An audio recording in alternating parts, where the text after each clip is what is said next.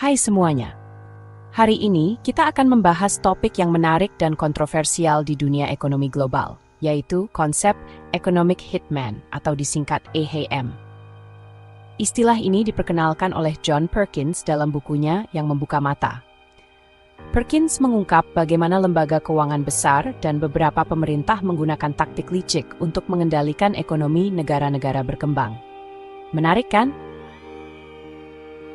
Jadi, apa sebenarnya economic hitman itu? Sederhananya, EHM adalah seseorang yang bekerja untuk perusahaan, pemerintah, atau organisasi keuangan besar dengan tujuan memanipulasi ekonomi negara berkembang.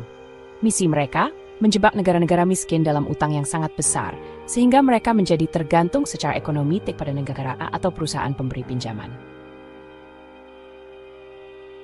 Mari kita bahas bagaimana cara kerja economic hitman.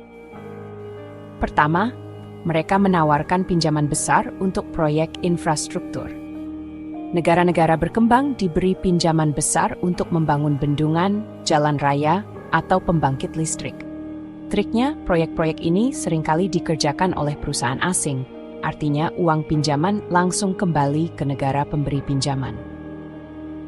Kedua, mereka memanipulasi data ekonomi. EHM seringkali melebih-lebihkan potensi pertumbuhan ekonomi negara target, sehingga seolah-olah mereka dapat dengan mudah membayar kembali pinjaman. Mereka menggunakan analisis ekonomi palsu untuk meyakinkan pemerintah bahwa proyek-proyek ini akan mendatangkan keuntungan besar. Ketiga, mereka meningkatkan ketergantungan ekonomi. Ketika negara peminjam tidak dapat membayar pinjaman, mereka terpaksa menyerahkan sumber daya alam, aset strategis, atau menyetujui kebijakan yang menguntungkan pemberi pinjaman. Ini bisa berarti perusahaan asing mengambil alih minyak, gas, pertambangan, atau lahan pertanian. Keempat, mereka menggunakan korupsi dan suap.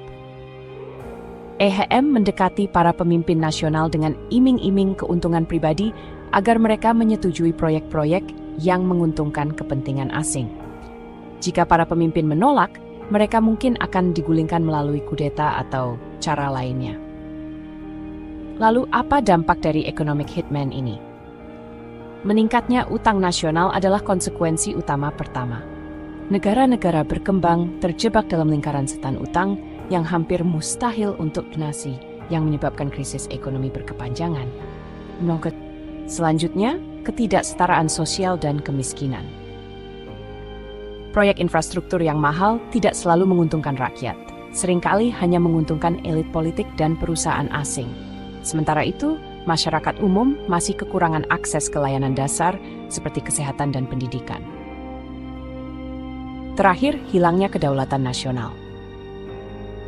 Ketika negara-negara tidak dapat membayar kembali pinjaman mereka terpaksa menerima persyaratan pemberi pinjaman, yang dapat mencakup privatisasi perusahaan milik negara atau mengadopsi kebijakan perdagangan yang menguntungkan negara-negara kaya.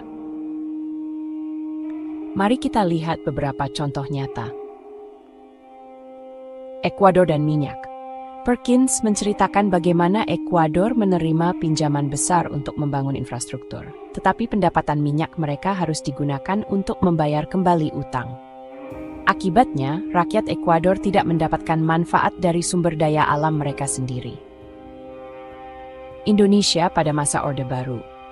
IMF dan Bank Dunia memberikan banyak pinjaman kepada Indonesia dengan syarat membuka pasar mereka untuk perusahaan asing.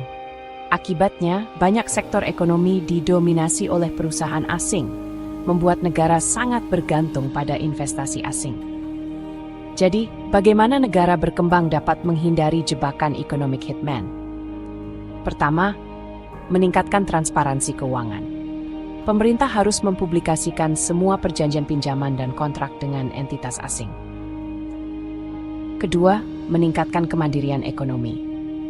Negara-negara berkembang harus lebih fokus pada produksi lokal dan mengurangi ketergantungan pada pinjaman asing. Ketiga, penggunaan sumber daya alam yang bijaksana. Kekayaan alam harus dikelola secara berkelanjutan untuk kepentingan rakyat, bukan hanya untuk membayar utang. Kesimpulannya, Economic Hitman bukan hanya teori konspirasi. Ini adalah strategi nyata yang digunakan untuk mengendalikan negara-negara berkembang. Kita harus memahami secara kritis bagaimana kebijakan ekonomi global bekerja dan memastikan bahwa pembangunan benar-benar menguntungkan rakyat, bukan hanya kepentingan asing.